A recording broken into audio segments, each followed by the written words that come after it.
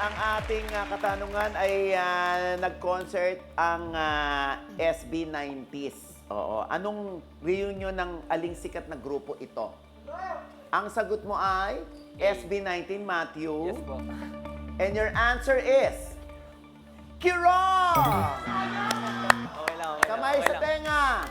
Still! Yes, Jeffrey. B. Street Boys. B. Street Boys is correct! Woo!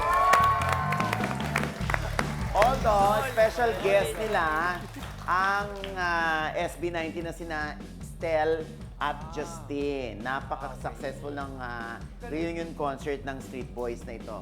Kamay sa tenga! Ito na ang Q2.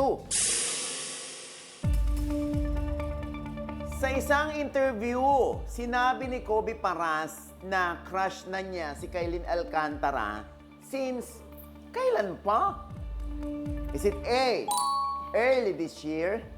B, 2 years ago? C, bago mag-COVID? Ichika mo na! Dali! Yes, Jasper. C. COVID. Bago mag-COVID. Bago mag-COVID Super COVID. Kaya. is Kirong! Kamay sa tenga. Still! Yes, Matthew. Letter B po, 2 years ago. 2 years ago. B, 2 years ago is Kirong! Obviously, ang tamang sagot ay Early this year. Galing.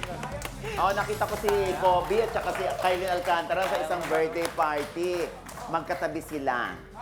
Kamay sa tenga. Ito na ang Q3.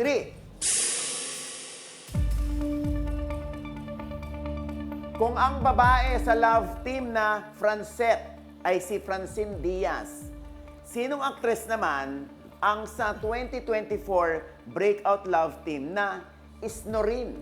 Is it A, Heaven Peralejo, B, Maris Racal, C, Andrea Brillantes? Ichika mo na! Dali! Yes, Clint. B. Maris Racal. B, Maris Racal is correct! Dahil kung matatandaan natin, sumikat at laging trending ang team up nila sa Can't Buy Me Love. Ang Snorin ay pinagsamang pangalan ng characters nila na sina Snoop at Irene. Kaya Snorin. Dumako na tayo ngayon sa ating round 3. Ano nga ba ito, kid? Wala kang choice dahil wala ng multiple choice. Kada correct answer ay 3 points na. Dito, only still hanggang makasagot ang lahat. Final round ito, kaya naman, back to you, Mama Oaks. Kamay sa tenga. Ito na ang Q1. Nitong 2024, na-sign into law ang Act Protecting the Welfare of Workers in the Movie and TV Industry. Ang batas na ito ay ipinangalan sa kaninong namayapang sikat na aktor. Ichika mo na! Dali! Yes, Clint. Fernando Po Jr. Fernando Poe Jr. is Kirong! Kamay sa tenga. Still! Hindi lang ako. Wala talaga. Dapat alam nyo yan kasi karapatan nyo yan lahat. Karapatan natin lahat yan. Ang Republic Act number 11996 ay tinatawag din na Eddie Garcia Law. Ang tamang sagot ay Eddie Garcia. Kamay sa tenga. Ito na ang Q2.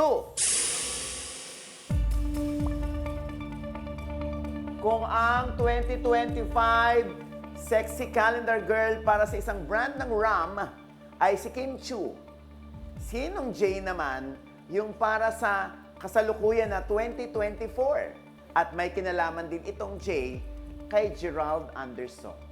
Ichika mo na! Dali!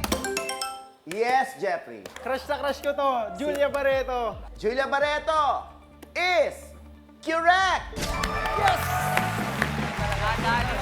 Ang joke nga ng mga netizen ay stockholder na raw ba si Gerald sa kumpanya ng RAM? Kasi yung current daw na si Julia Barreto ang sa 2024 naman.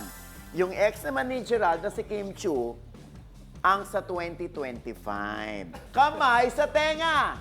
Ito na ang Q3.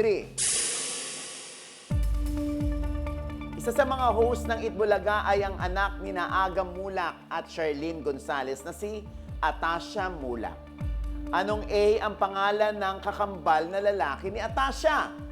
Chika mo na! Dali! Yes, Jeffrey. Andres Mulak. Andres Mulak. Tama kaya si Jeffrey? Sino kaya ang ating tatanghaling chika winner na maglalaro rin sa jackpot round?